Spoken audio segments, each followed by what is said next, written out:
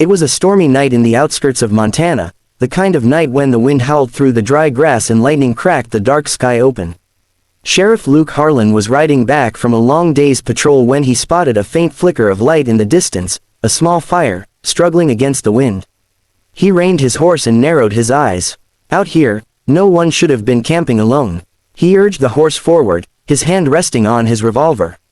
As he got closer, he saw a figure, a woman, sitting near the flames, her head covered with a rough burlap sack tied loosely around her neck. She flinched as he dismounted. "Ma'am," he called cautiously, "you shouldn't be out here alone. It's dangerous." The woman's voice trembled. "Please, don't come any closer." Luke frowned, stepping nearer. The sack over her head stirred as the wind pushed against it. "Are you hurt? What happened to you?" "Please," she whispered, voice breaking. "Don't take the sack off." He froze at the desperation in her tone. The fire crackled softly between them. Her hands were trembling, clutching the edges of a torn shawl around her shoulders. "I'm not gonna hurt you," he said softly. "You need help. I can't just leave you like this." She shook her head violently. "You'll never understand. No one ever does." He crouched beside her. "Try me." For a moment, silence filled the air, heavy, raw, trembling. Then, she whispered, "They said I was cursed. That anyone who looks at me, won't sleep again."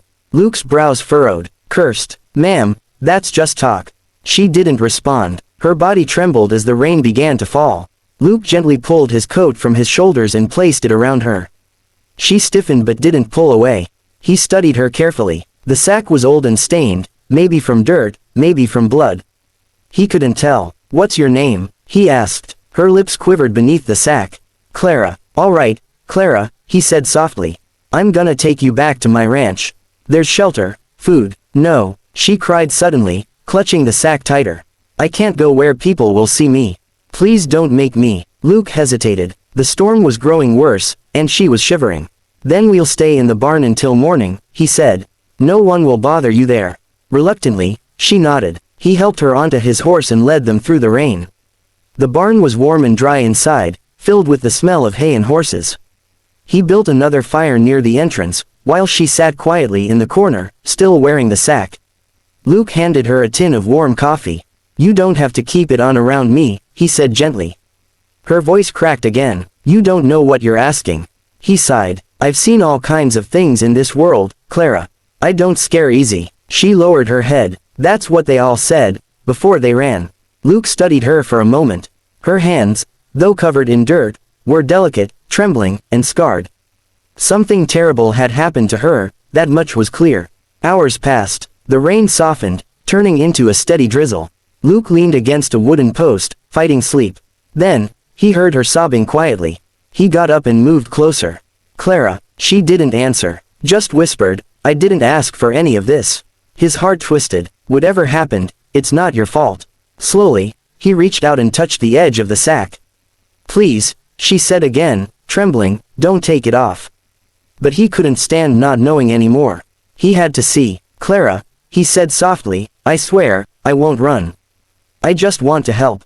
Before she could stop him, he untied the rope and lifted the sack away.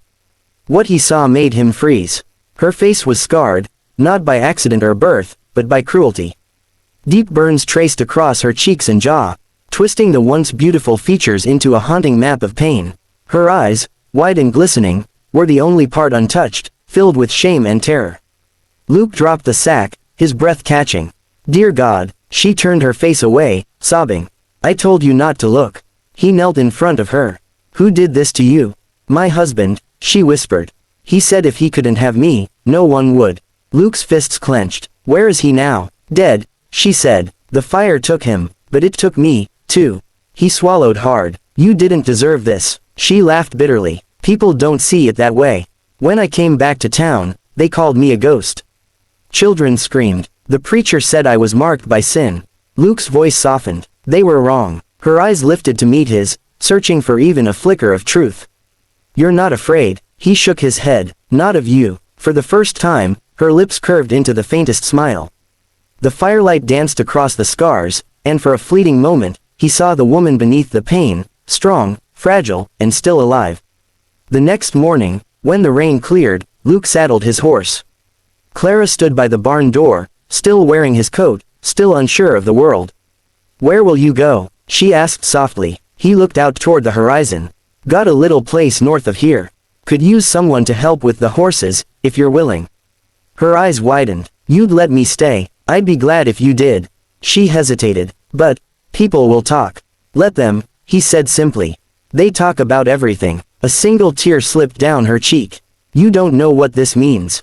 He smiled faintly. "Maybe I do." And as she stepped out into the morning light, the sun caught her face, scars and all, and for the first time in years, Clara didn't hide. She lifted the sack in her hands, looked at it for a long moment, and then threw it into the fire. Luke watched her, silent, knowing that what he'd seen wasn't something to fear, but something to honor. Because beneath all that pain was a woman who'd survived when no one else believed she could.